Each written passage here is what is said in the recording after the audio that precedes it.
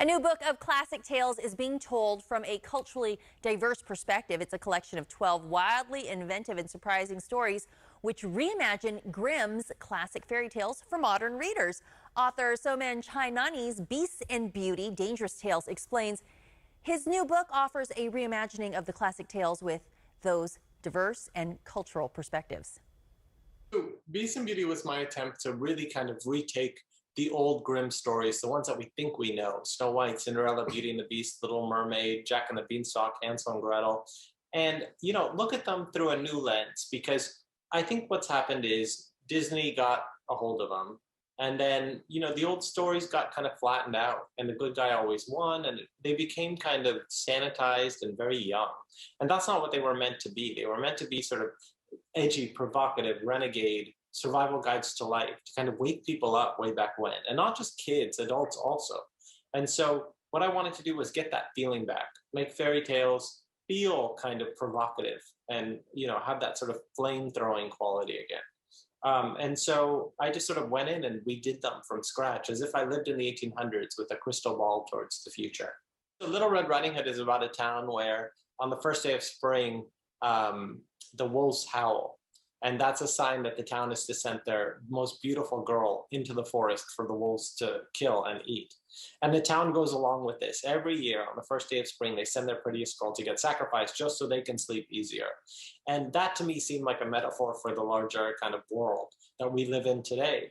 And then Snow White's about the only black girl in her kingdom, whose mother names her that, as kind of an ironic jab at everybody else. So every story has kind of this upside down feeling to it that starts from a completely different place. In Peter Pan is the villain with his lost boys, and the pirates are the heroes, because I always found Peter Pan to be quite a creepy little child.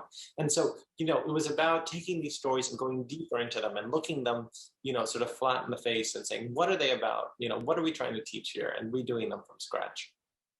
We can't just ignore these stories. They exist. And not only do they exist, they've existed for thousands of years, to some extent, because if you look back, a lot of these fairy tales existed in different forms, thousands of years ago across different cultures. They're in our DNA. Even if we try not to tell them, they will pop up again, no matter where we live. They appear independently throughout history in different cultures. They're almost sort of instinctive to who we are. There's always a Snow White story. There's always a Cinderella story. There's always a Sleeping Beauty story. And so we have to get them right. And it seemed important to get them right for today's times. So I thought of it more as a mission to encourage us all to look at these stories in a fresh way.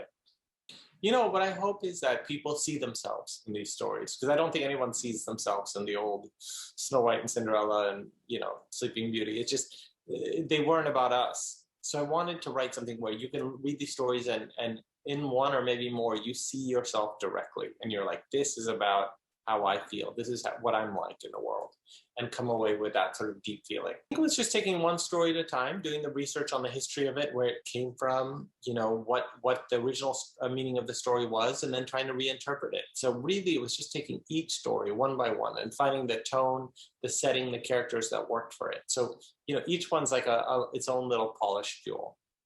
Bluebeard's quite shocking and dangerous amongst the rest. And everyone's having sort of a different reaction to it. So I think it's the one that just, really wakes everyone up. So Bluebeard is the one I think that will feel like your morning coffee when you read it. So Beast and Beauty is available everywhere. You can get books at your bookstore or online at the usual suspects. There's also signed copies available at evernever.com, which is my website. And you can find me at evernever.com or on social media at SomanC on Instagram or Soman Chainani on Twitter. So yeah, definitely enjoyed it. It's a beautiful book. It's full color, and it really makes a sort of perfect gift.